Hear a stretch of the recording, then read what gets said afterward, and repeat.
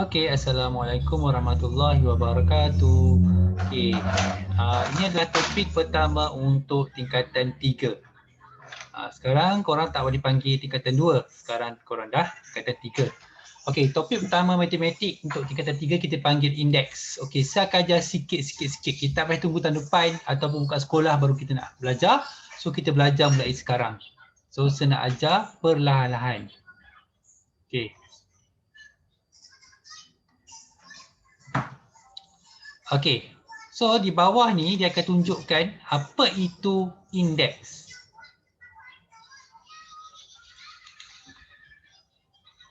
Okey. Sini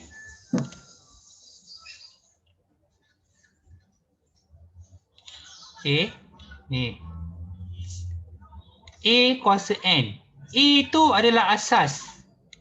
N tu kita panggil kuasa ataupun indeks. Bermakna kalau 4 kuasa 2 dia adalah 4 darab 4. Kenapa 4 darab 4? Sebab kuasa 2. 4 tu ada 2 kali. 4 kuasa 3.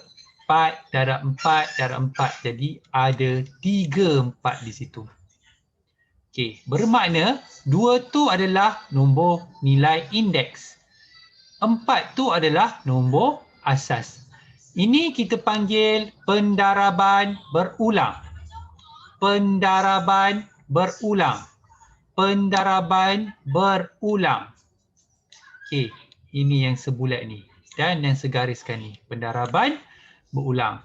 Okey, kalau disuruh tulis dalam nombor bentuk indeks seperti di atas ni. Ini adalah bentuk indeks. Okey, bentuk indeks. Okey, kita tengok contoh untuk setiap satu ni.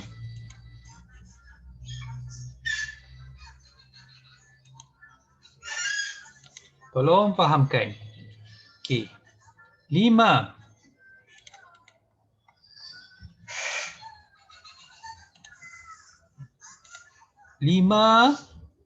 Pendaraban berulang ni.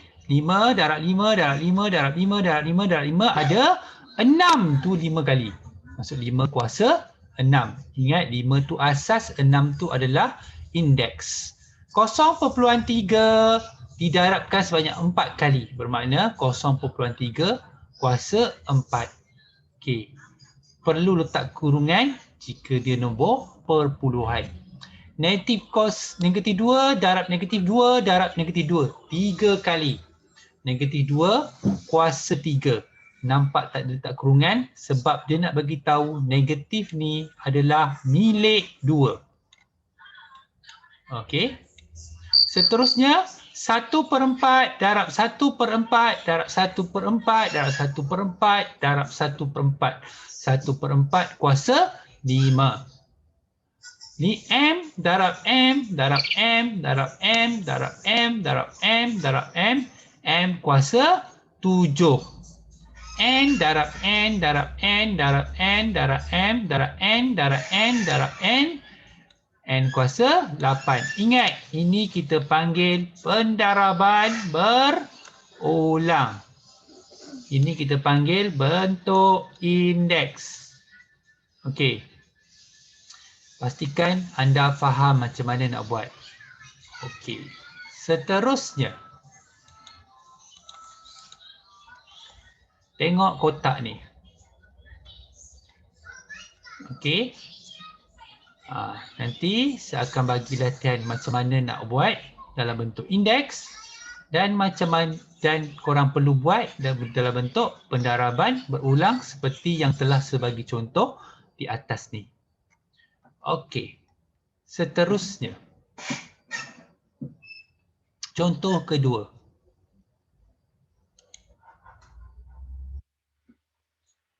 Ada dua teknik dekat sini.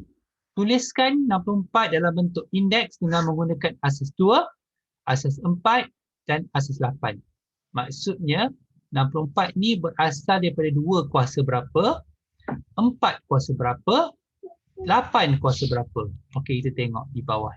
Saya tak nak tekankan kaedah pembahagian berulang sebab ada di kalangan korang masih lemah lagi bahagian bahagi.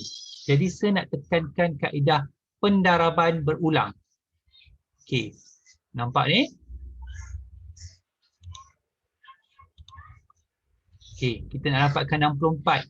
Berapa kali kita kena darabkan 2 ni supaya kita akan dapat 64. Kalau korang tekan kalkulator, 2 kali 2, 4. Lepas tu 4 darab 2, 8. 8 darab 2, 16. 16 darab 2, 32. 32 darab 2, 64. Bermaksud korang dapat 2 tu didarab sebanyak 6 kali. Okey, 4. 4 darab 4, 16. 16 darab 4, 64. Bermaksud 4 kuasa 3. 4 tu didarabkan sebanyak 3 kali. 8 darab 8, 64. Bermaksud 8 tu didarab sebanyak 2 kali. Ini kita panggil pendaraban berulang. Okey.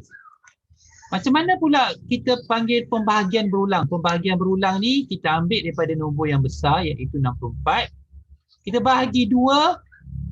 Bahagi 2 sehingga didapat 1. Sama juga dengan 4, kita bahagi 4. Bahagi 4. 16 bahagi 4. 4 bahagi 4, kita dapat 1 yang terakhir. 64 bahagi 8, dapat 8. 8 bahagi 8, dapat 1 yang terakhir. Ikut asas apa yang dia nak buat. Okey? Ini kita panggil pembahagian berulang. Ini kita panggil pendaraban berulang. Biasanya soalan tanya kaedah pendaraban berulang. Okey. Seterusnya, macam mana dia nak tuliskan 32 bahagi 3125 dalam bentuk indeks dengan menggunakan asas 2/5. Macam mana kita nak tahu? Okey, dia ada 2 kaedah. Sebab tu saya kata tadi, kaedah mana yang paling senang korang gunakan. Okey, kalau saya lebih suka gunakan kaedah pendaraban berulang. Maksudnya, korang darab 2 ni sehinggalah korang dapat 32. Okey. 5 ni korang darab sehinggalah korang dapat 3125. Okey. Bermakna daripada yang di atas ni korang tahu dia darab 2/5 ni berapa kali? 1, 2, 3, 4, 5. Sebab tu dia jadi 2/5 kuasa 5. Okey, sebenarnya mudah. Jadi saya harap korang fahamkan apa yang saya ajar pada hari ini. Okey, seterusnya.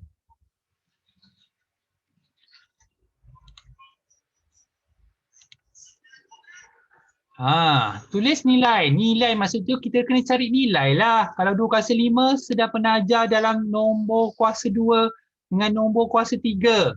Benda yang sama. Jadi kalau 2 kuasa 5, 2 tu didarabkan sebanyak 5 kali. Boleh pakai kalkulator. Jadi korang akan dapat 32. 0.6 kuasa 3. 0.6 darab 0.6 darab 0.6. Jadi korang dapat 0.216. Itu kita nak cari nilai. Okey, seterusnya.